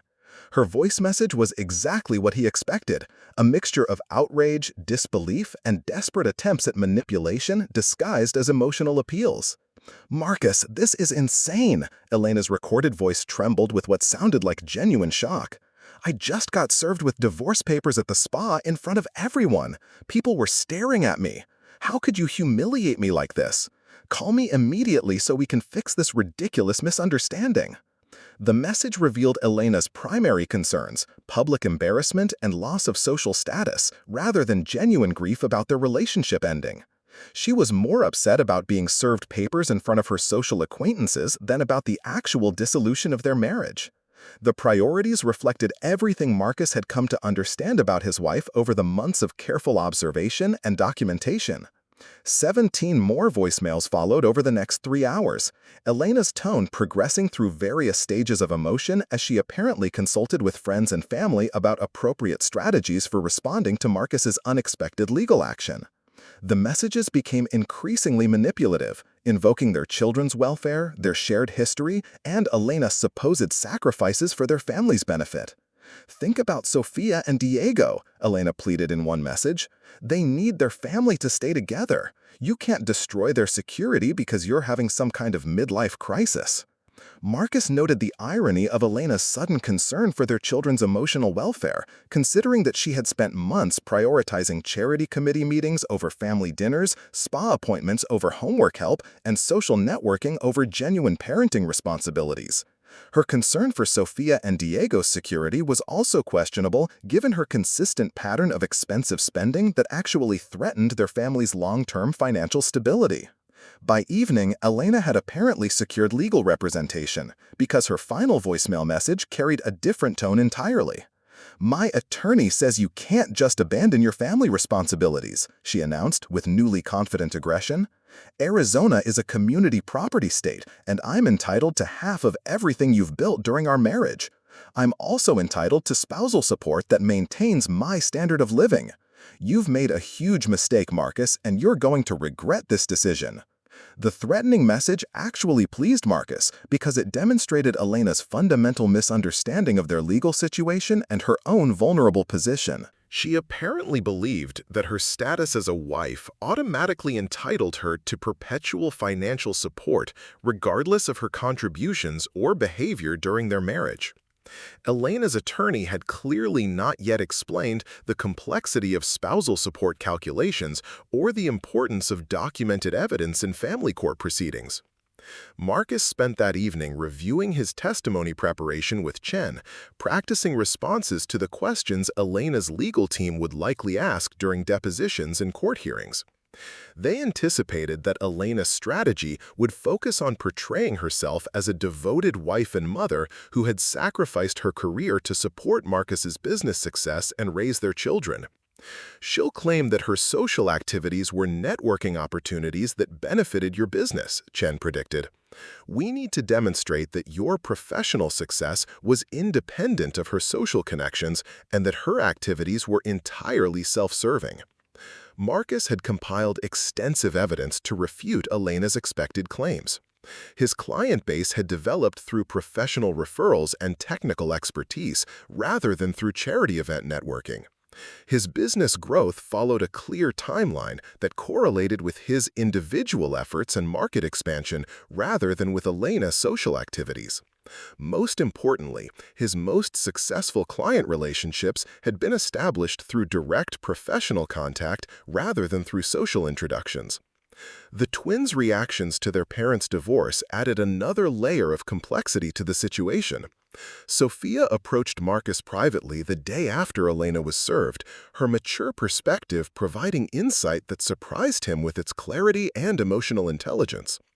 "Dad, are you really getting divorced?" she asked directly while they worked together in his home office. Marcus had prepared for this conversation, but still found it emotionally difficult.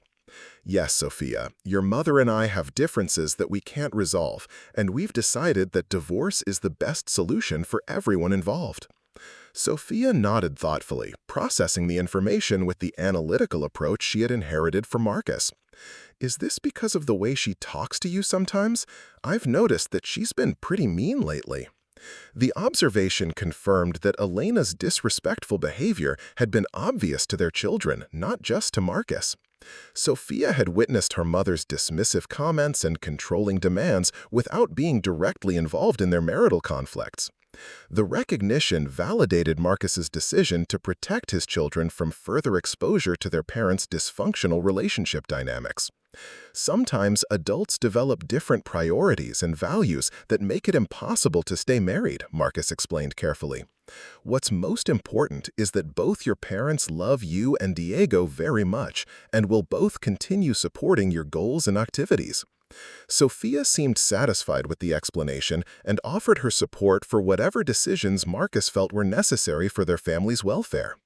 Her mature response contrasted sharply with Elena's hysterical reaction, demonstrating the difference between genuine concern for family welfare and self-centered fear about personal consequences. Diego's reaction was more emotional but equally supportive. He was initially upset about the disruption to their family's routine and worried about how the divorce would affect his baseball activities and college planning. But after Marcus assured him that his financial and logistical support for Diego's athletic development would continue regardless of the divorce, Diego relaxed and expressed understanding about his parents' incompatibility. "I've seen how hard you work, Dad," Diego said during their private conversation about the divorce. "Mom doesn't seem to appreciate everything you do for us." The comment was particularly meaningful, coming from a 15-year-old who had observed his parents' relationship dynamics without adult explanations or justifications. Diego had independently recognized the imbalance in his parents' contributions to their family's functioning, validating Marcus's perception that Elena's self-serving behavior had been obvious to everyone except Elena herself.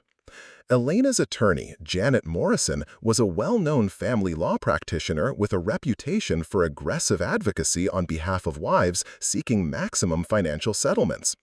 Morrison specialized in cases where wealthy husbands were portrayed as controlling or financially abusive, using emotional appeals and gender stereotypes to influence judges toward generous spousal support awards.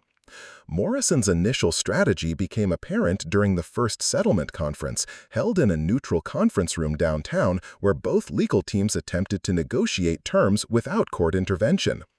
Elena had clearly been coached to present herself as a victimized wife whose sacrifices had enabled Marcus's business success, while Morrison argued that Elena deserved permanent spousal support that would maintain her accustomed lifestyle indefinitely. Mrs. Rivera gave up her career opportunities to support her husband's business and raise their children, Morrison argued during the settlement discussions.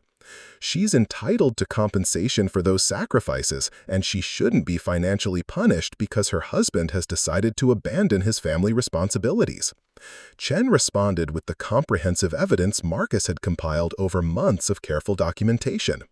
Bank records showed that Elena's spending had consistently exceeded reasonable household expenses, with increasing amounts dedicated to purely personal luxury rather than family necessities. Credit card statements revealed secret debt Elena had accumulated for discretionary purchases. Time allocation studies demonstrated that Elena's daily activities were primarily self-serving rather than family-focused. Mr. Rivera has been the sole financial provider for this family while also handling significant domestic responsibilities, Chen countered.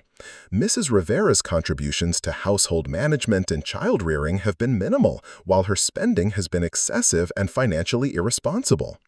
Morrison seemed surprised by the thoroughness of Marcus's documentation and the weakness of her client's position when confronted with objective evidence. Elena had apparently presented herself to Morrison as a devoted wife and mother whose husband was unreasonably seeking to abandon his family obligations, but the financial records told a very different story. The settlement conference ended without agreement, making court proceedings inevitable. Morrison requested extensive discovery, hoping to find evidence that would support Elena's claims about sacrifice and contribution. But Marcus's meticulous record-keeping had already anticipated every area of inquiry, and his business records would actually strengthen his position by demonstrating his independent professional success. Elena's behavior during the discovery phase provided additional evidence of her misplaced priorities and self-serving character. Instead of using the time to prepare serious legal arguments or demonstrate genuine concern for their children's welfare, Elena focused primarily on social damage control. She was more worried about how the divorce would affect her standing with the charity committee women than about developing realistic financial plans for her post-divorce life. "She's been telling everyone at the country club that this is just a temporary disagreement," Chen reported, after deposing several of Elena's social acquaintances. "She apparently believes you'll reconcile before the trial and that this is all just an elaborate negotiating tactic." Elena's continued refusal to accept the reality of their divorce actually helped Marcus's case by demonstrating her inability to adapt to changed circumstances or accept responsibility for the consequences of her behavior. A woman who couldn't acknowledge that her marriage was ending was unlikely to convince a judge that she deserved permanent financial support for lifestyle maintenance. The most damaging evidence against Elena came from her own social media accounts, which provided a detailed record of her priorities and activities over the past several years. Instagram posts showed her at expensive restaurants, luxury spas, and charity events, often during times when Marcus was working or caring for their children. Facebook updates revealed her casual dismissal of family responsibilities and her obsession with social status and material possessions. Chen's team had compiled a comprehensive timeline of Elena's social media activity that correlated with Marcus's work schedule and the twins' important events. The pattern was devastating. Elena consistently chose social activities over family responsibilities, documented her expensive lifestyle choices for public admiration, and showed minimal interest in her children's achievements unless they provided social media content. Your wife essentially created her own evidence against her claims of family devotion, Chen observed while reviewing Elena's online presence. These posts demonstrate that her priorities have been consistently self-centered rather than family-focused. The contrast between Elena's social media persona and her claims of sacrifice was particularly stark.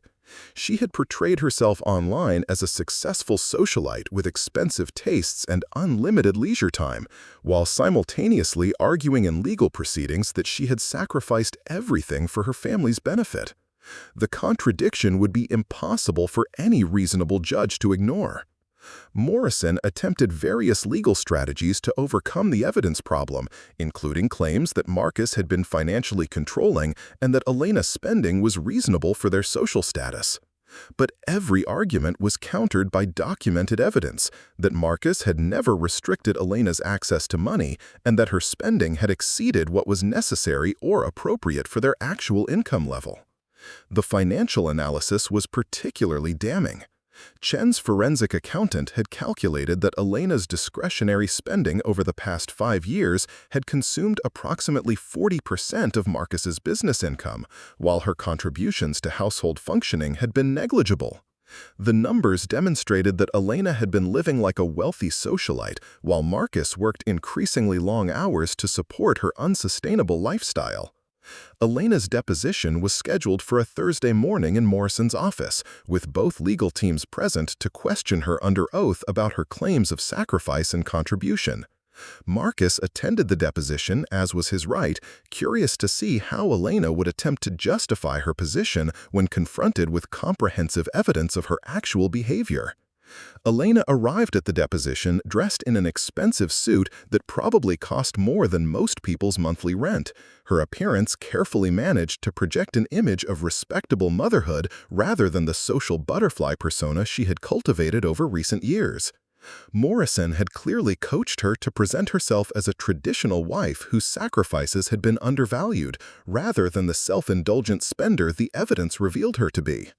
Chen began his questioning with basic factual inquiries about Elena's daily schedule, her financial contributions to the household, and her involvement in the children's activities. Elena's answers revealed the weakness of her position immediately, as she struggled to identify specific sacrifices she had made or meaningful contributions to their family's functioning beyond generic claims about creating a supportive home environment. "Can you describe a typical day in your schedule, Mrs. Rivera?" Chen asked with professional courtesy. Elena's response was rambling and defensive, emphasizing her charity committee work and social obligations while failing to mention any domestic responsibilities or childcare activities. She described her volunteer work as crucial networking that benefited Marcus's business, but she couldn't identify a single client referral or professional connection that had resulted from her social activities. "What specific business opportunities have resulted from your charity involvement?" Chen pressed, forcing Elena to confront the reality that her expensive social activities had never generated any tangible benefits for Marcus's professional success. Elena's inability to provide concrete examples of how her activities had supported Marcus's business undermined her central claim that her spending was actually an investment in their family's economic welfare rather than pure self-indulgence. Morrison attempted to redirect the questioning, but the damage was already done. The most devastating moment of the deposition came when Chen asked Elena to explain her financial contributions to their household expenses.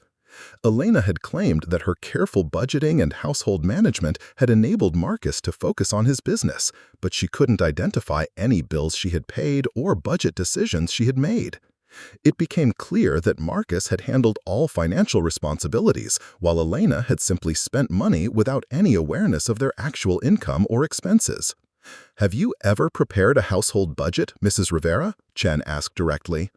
Elena's stammered response revealed that she had never once taken responsibility for understanding or managing their family's finances, despite claiming that her domestic management had enabled Marcus's professional success.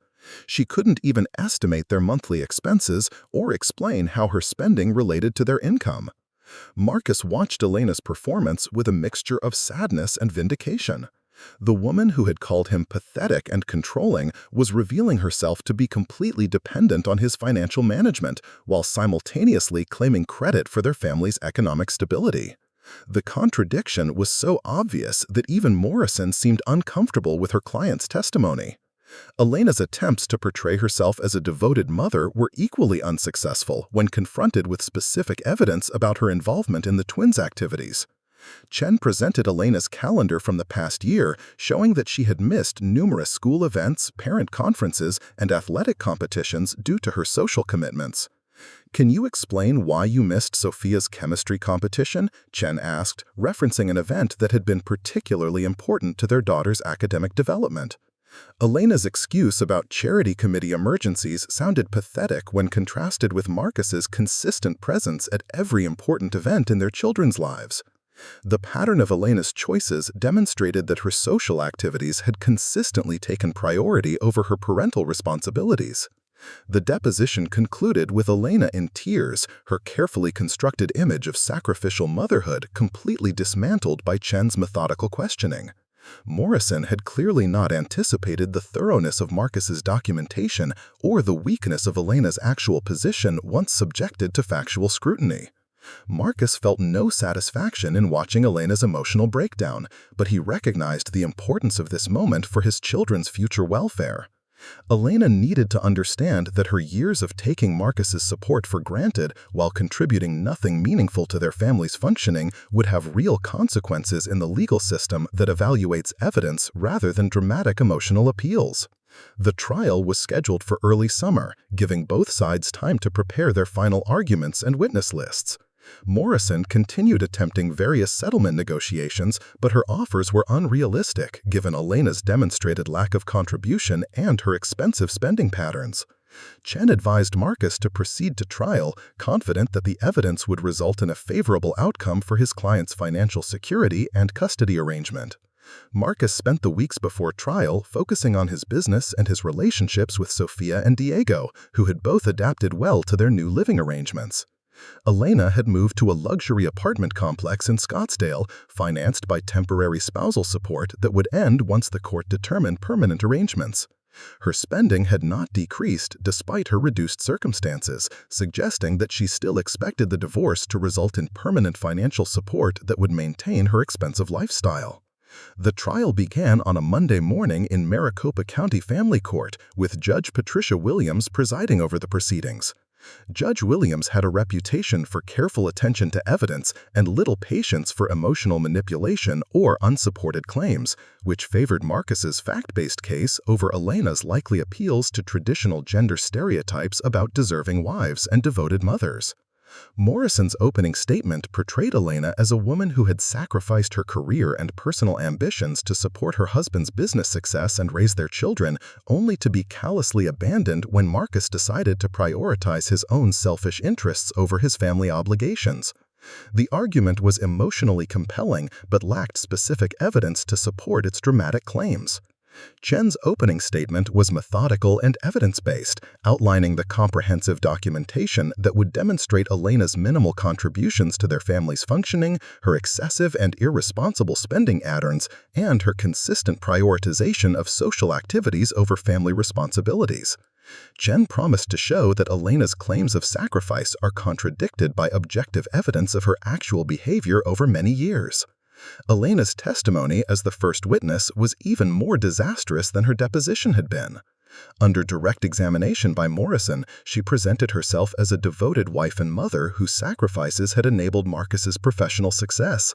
But under Chen's cross-examination, Elena's story fell apart when confronted with specific evidence about her daily activities, financial contributions, and parental involvement. "Mrs. Rivera, you've testified that you sacrificed your career to support your family," Chen said during cross-examination. "Can you tell the court what career opportunities you gave up specifically?" Elena's response was vague and inconsistent, mentioning various interests she had never seriously pursued rather than concrete professional opportunities she had abandoned for family reasons. It became clear that Elena had never had a serious career plan or professional ambitions that she had sacrificed for marriage and motherhood.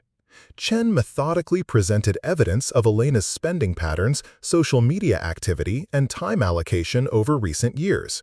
Bank statements showed that Elena's personal expenses had consistently exceeded reasonable limits for their income level. Credit card records revealed secret debt accumulated for luxury purchases. Social media posts documented Elena's prioritization of social activities over family responsibilities. The most damaging evidence came from Elena's own words and actions, documented through text messages, voicemails, and witness testimony from school personnel, coaches, and family friends. Elena had repeatedly chosen social commitments over family obligations, consistently demonstrated minimal involvement in her children's important activities, and shown little awareness of or interest in their actual needs and development. Marcus's testimony was straightforward and factual, focusing on his business development, financial management, and parental responsibilities.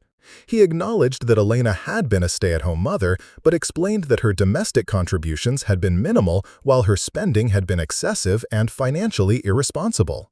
Marcus presented himself as a man who had worked hard to provide for his family while receiving little support or appreciation from his wife. Under Morrison's cross-examination, Marcus remained calm and factual, acknowledging that he had made the choice to be the primary financial provider, but explaining that this role had included most domestic responsibilities as well. Morrison attempted to portray Marcus as controlling and financially abusive, but her arguments were undermined by evidence showing that Elena had unlimited access to money and had used it irresponsibly. "Mr. Rivera, didn't you restrict your wife's spending to maintain control over the household?" Morrison asked, attempting to establish a pattern of financial abuse. Marcus's response was supported by comprehensive evidence. "Mrs. Rivera had unrestricted access to all our accounts and credit cards. Her spending increased consistently over the years without any limitations from me.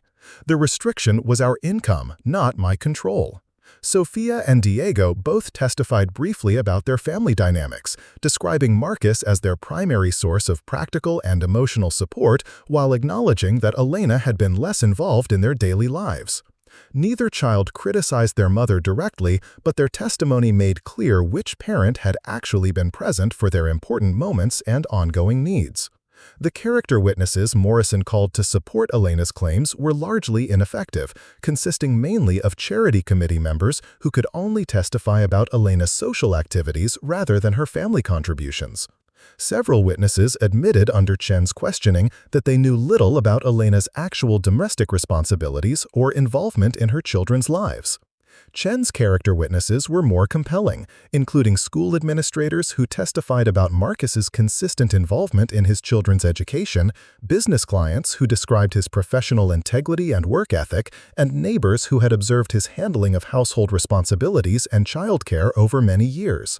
The financial expert testimony was devastating to Elena's case. Chen's forensic accountant presented detailed analyses showing that Elena's spending had consistently exceeded reasonable household expenses, that her discretionary purchases had consumed approximately 40% of Marcus's business income, and that her financial behavior was unsustainable for their actual income level. Morrison's financial expert attempted to argue that Elena's spending was appropriate for their social status and that she deserved permanent spousal support to maintain her accustomed lifestyle. But under cross-examination, the expert acknowledged that Elena's spending patterns were irresponsible and that permanent support at her requested level would be financially burdensome for Marcus while providing no incentive for Elena to become self-supporting. The trial's most dramatic moment came when Chen presented Elena's own social media posts as evidence of her priorities and self-perception. The court watched as Elena's Instagram stories were displayed on the courtroom's video screen, showing her at expensive restaurants, luxury spas, and social events while Marcus was working or caring for their children. This post from March 15th shows Mrs. Rivera at a charity luncheon that cost $300 per person, Chen explained to the court. The timestamp shows 2:30 in the afternoon on a Tuesday. School records show that Sophia had a parent conference that same afternoon at 3 o'clock, which Mr. Rivera attended alone because Mrs. Rivera was occupied with social activities. Elena's face flushed with embarrassment as her own social media posts contradicted her testimony about family devotion and sacrifice. The pattern was overwhelming. Elena had consistently documented her expensive lifestyle and social activities while remaining absent from her children's important events and family responsibilities. Judge Williams asked pointed questions about Elena's financial expectations and her plans for becoming self-supporting after divorce. Elena's responses revealed that she had no realistic understanding of her financial situation and no serious plans for developing income-earning capabilities. She apparently expected permanent spousal support that would allow her to continue her expensive lifestyle indefinitely without any requirement for personal responsibility or financial contribution.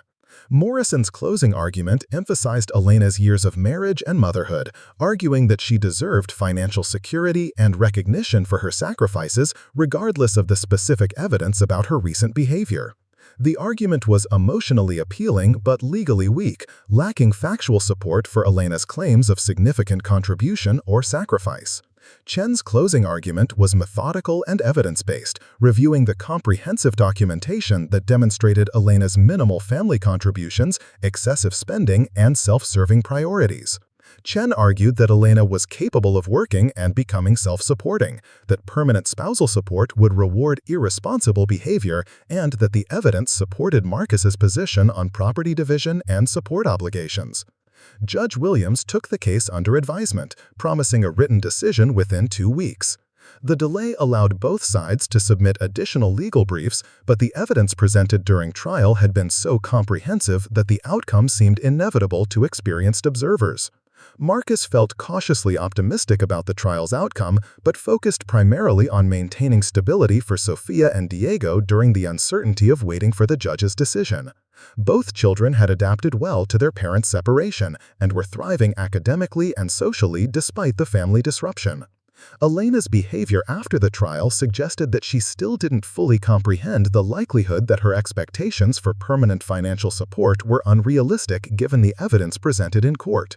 She continued her expensive lifestyle during the waiting period, apparently confident that Judge Williams would rule in her favor despite the weak testimony and contradictory evidence that Morrison had presented. The judge's written decision arrived on a Thursday afternoon, delivered simultaneously to both legal teams. Chen called Marcus immediately to share the news that exceeded even their optimistic expectations for the case outcome. Judge Williams had ruled comprehensively in Marcus's favor on virtually every contested issue.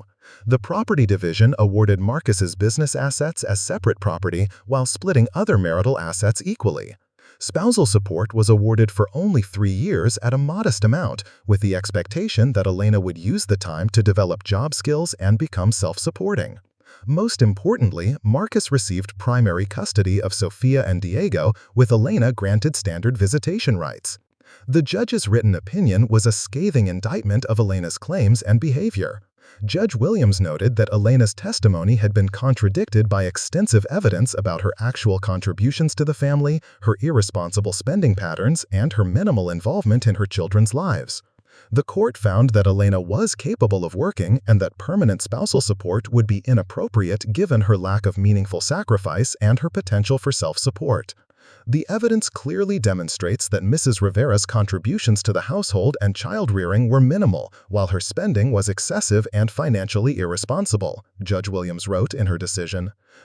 Rivera has been the primary financial provider and has handled significant domestic responsibilities, while Mrs. Rivera focused primarily on social activities that provided no benefit to the family's welfare. Marcus read the decision with profound relief and vindication.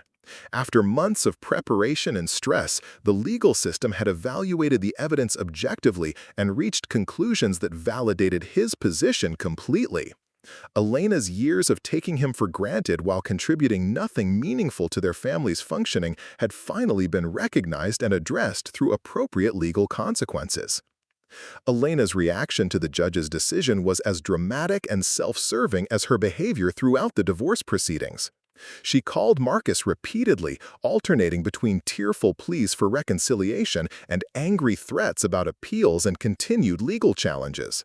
Morrison advised Elena that an appeal was unlikely to succeed given the comprehensive evidence and the judge's thorough analysis. But Elena was apparently still unable to accept that her comfortable assumptions about permanent financial support had been decisively rejected. The children's reactions to the custody decision were positive, confirming that Judge Williams had correctly evaluated their best interests. Sophia and Diego were relieved to have their primary residence established with Marcus, who had been their consistent source of practical and emotional support throughout their parents' marital problems. "I'm glad we'll be living with you, Dad," Sophia said after Marcus explained the judge's decision. "You've always been the one who helped with homework and came to our activities anyway." Diego was equally supportive of the custody arrangement, recognizing that his baseball development would continue under Marcus's consistent encouragement and logistical support rather than Elena's intermittent attention and social media documentation. Elena's 3-year spousal support period provided her with sufficient time and resources to develop job skills and become self-supporting, assuming she chose to use the opportunity responsibly. The amount was modest but adequate for basic living expenses, requiring Elena to significantly reduce her lifestyle expectations and eliminate the luxury spending that had characterized her behavior during marriage.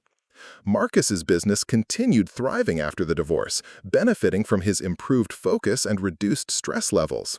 Without the constant pressure of Elena's expensive demands and social obligations, Marcus was able to concentrate on professional development and strategic business growth while maintaining appropriate work-life balance for his parental responsibilities. The twins flourished under the new custody arrangement, with their academic and extracurricular activities receiving consistent support from Marcus while maintaining regular contact with Elena during her scheduled visitation periods. Both children seemed relieved that their parents' marital conflicts had been resolved through divorce rather than continuing to create tension and instability in their household. Elena eventually found employment as a sales associate at an upscale retail store in Scottsdale, a position that utilized her social skills and fashion awareness while providing modest income. The work required Elena to maintain regular hours and meet performance expectations, responsibilities she had avoided for over 15 years, but which proved beneficial for her personal development and self-respect.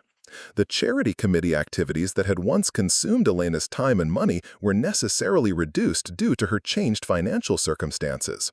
Elena's social circle adjusted to her new status as a divorced woman with limited resources, with some relationships ending while others became more authentic and supportive.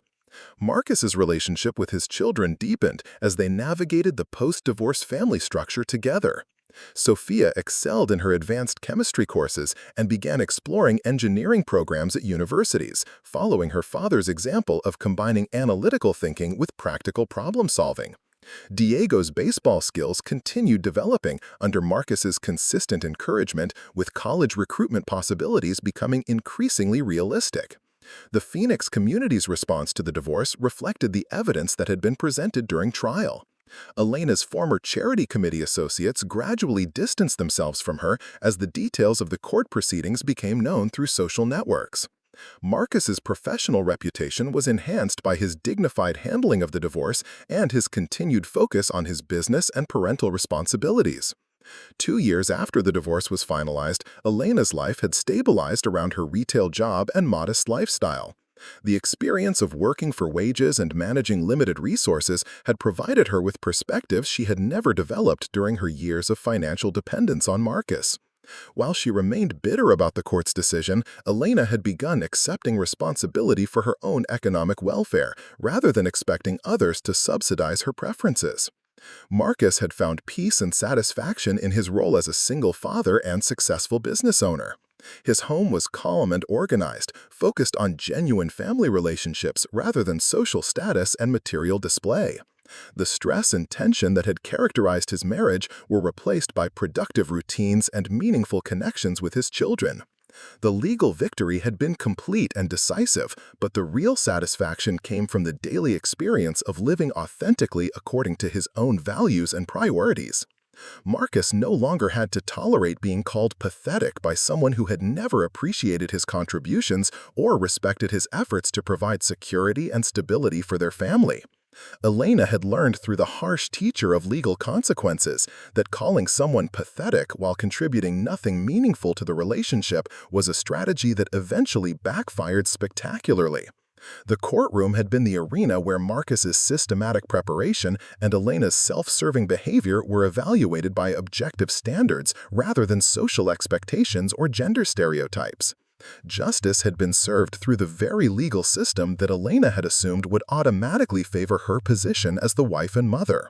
Instead, the court had evaluated actual evidence about contributions and behavior, reaching conclusions that validated Marcus's position and rejected Elena's claims of entitlement and sacrifice. The woman who had spent years taking Marcus's devotion for granted while calling him pathetic had discovered that the legal system measured actual contributions rather than self-proclaimed martyrdom. In the end, the court had determined which spouse had actually been living pathetically, and it wasn't the man who had worked 60 hours a week while handling household responsibilities and supporting his children's development. Marcus Rivera had proven that systematic preparation, factual evidence, and professional legal representation were more powerful than emotional manipulation and unfounded claims of sacrifice. Elena's comfortable assumptions about permanent financial support had been replaced by the reality of working for wages and managing her own limited resources. The transformation was complete. Marcus had evolved from an accommodating husband who tolerated disrespect to a strategic divorce client who protected his interests through careful legal planning. Elena had been transformed from an entitled socialite who expected permanent subsidization to a retail employee who earned her own modest income through daily effort.